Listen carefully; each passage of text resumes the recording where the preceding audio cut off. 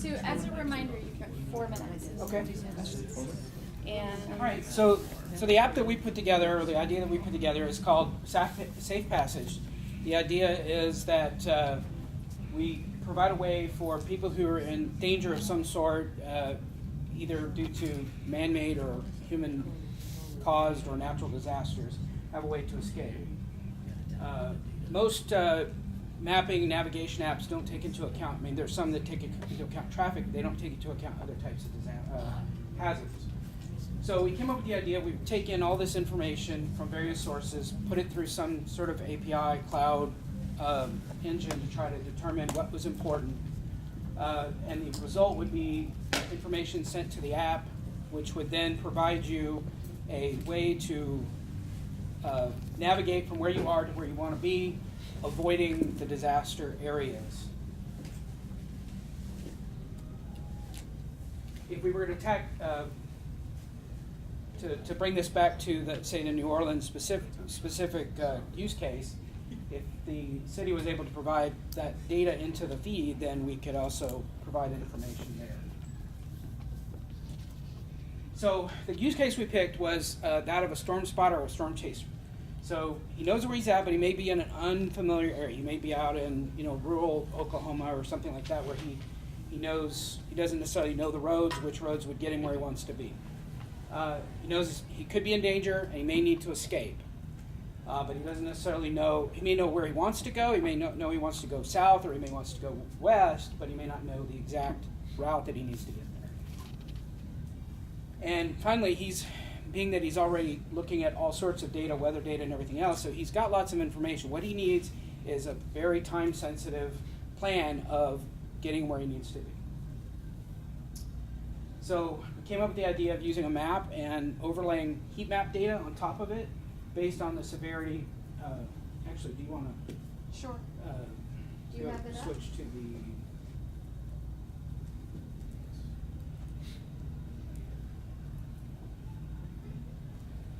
So we've got together a mock-up of what we envision this to look like. So first thing I want to do before I ever get started is head to my settings. In here, I've got my minimum risk settings. In other words, anything lower than a 3, I don't mind going through that. Go ahead and route me through that. Don't try and take me 3 hours out of my way to keep me completely safe. Maximum risk setting, this is as bad as I want to go. Doesn't matter what's going on. Don't put me into anything worse. In fact, this guy's a little bit of a daredevil. He's up there above 8. And then we have our various profiles.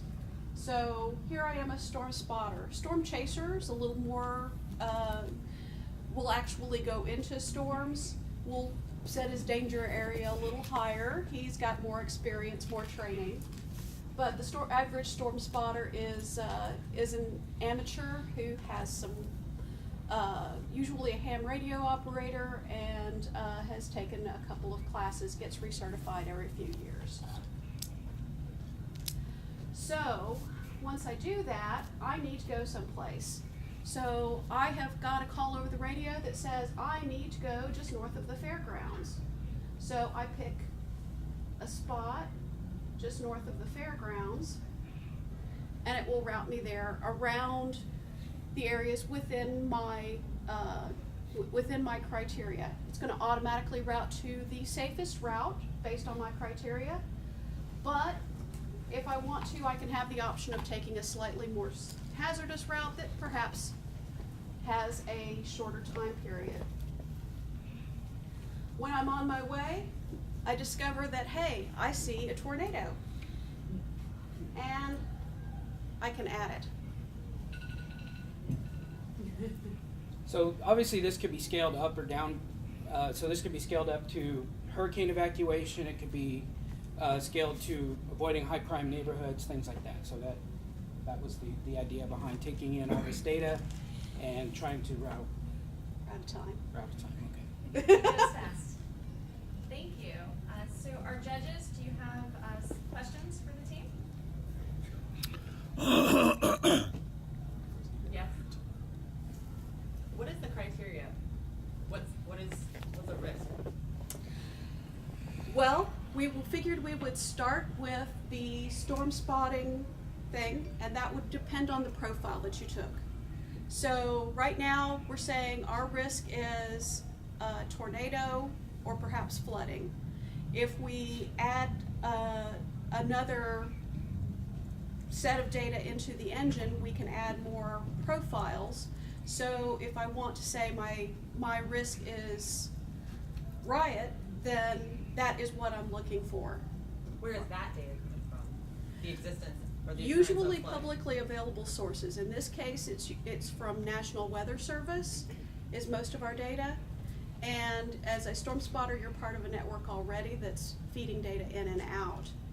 But it could be adapted to just about any data source. Right, but what's the data that As you seen, indicates there's a in riot? the graph, the diagram in the infrastructure that you see earlier, you know, where we have a database, you can pull in any kind of data into that database, and then we can do a Some of it would risk have to analysis. come from government-provided data sources. Right. That's So- not my so- point. Yeah. That data doesn't really exist on its own.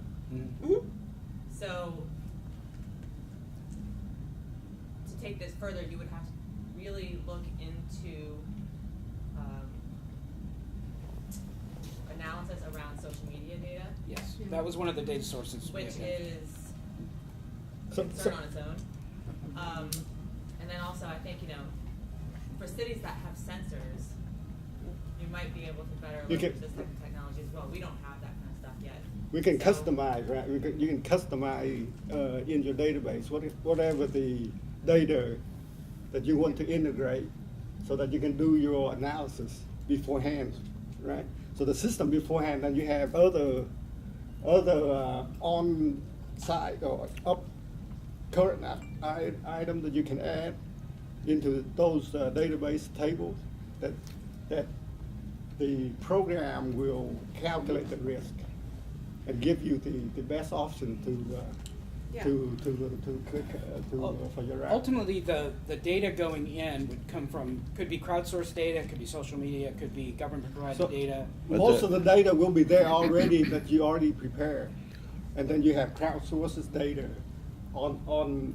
Well, I encourage you to think a little bit more creatively around the data problem, because the presentation of the information and the analysis around the risk or the hazard is fine, it's great, but without a meaningful data that's coming in at a meaningful speed from a meaningful location, the presentation of the information will never be accurate. And so it's not as black and white as just getting access to the data. There's a Yeah. lot more work to be done. around Agreed, data. and that's why Agreed. we were starting That's why- with a weather that's why you have to source, have the which back end, is- the database. which is publicly available, Ready, is yeah. easily accessible and very well modeled. If you wanna work on this too, we did, however, put a bunch of weather, I don't know what they're called. Weather kits, you could buy a weather kit off that fits with Weather Underground. And so a lot of the points on the Weather Underground map right now are actually rain gauges that we set all around the city. So there's one at City Hall, so that's a live data feed that you can pull from right now to see exactly how much is raining across the city as well, in case you actually wanna play with that data. Right, obviously in the limited time, we didn't feel like we could tackle the data piece of it. But there would be a lot of work that would have to go into pulling in the data sources and do the analysis and presumably training a model that would Yeah, help most you. of that would already be in place, and then when the event happens, then you have spotter or whoever out there add additional data that you can. Doesn't mean it could create data itself, right? It's like the Maze Yeah. application, you know, the people could, So, could yeah, show once something. you- once It you- would yeah. absolutely create its own So, data at some point. The idea behind it was the idea behind it would be that the output of the data analysis engine would be the list of hazards, the events. Ideally, it would have some sort of center, it would have a type of a hazard, it would have a severity, and then it would have a radius. So you'd be able to plot the data on the map using the heat map, and then also be able to route the data, route the user around the various hazards. So whether it be flooding, how widespread is the flooding, that kind of thing. All right. Well, thank you so much.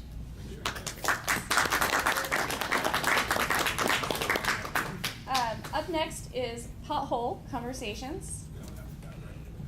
And just to put you on that laissez-passer after Pothole Conversations. I'm still getting notes. I just wanted the address. So it's an important one. Just the address. Absolutely, absolutely. I have to go past I that. missed it. The first thing, web. Yeah, well, we got 4 minutes. No, that's why I want the address. Yes, sir.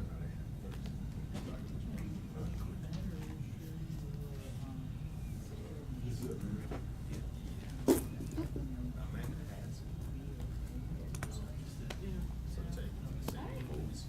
You're up. You can. Yeah. There's arrow buttons in it.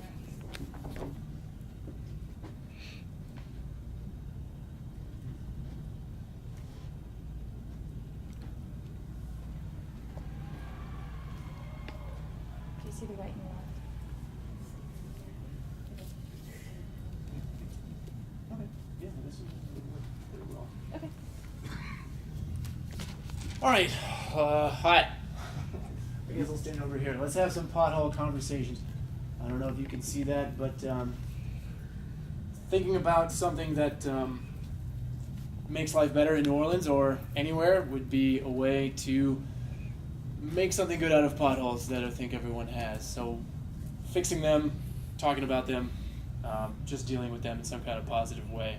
So this kind of came about because I heard about Sinkhole de Mayo, which was earlier this year in New Orleans, where there was a sinkhole opening up, and neighbors got together and threw a party and posted all this stuff about this sinkhole on social media, and supposedly that sinkhole was fixed, and I don't know if that's because people were shamed into doing something about it, if they otherwise wouldn't, I'm not sure, but maybe that was one of the positive outcomes, but a certain positive outcome was that the neighborhood came together and had some fun.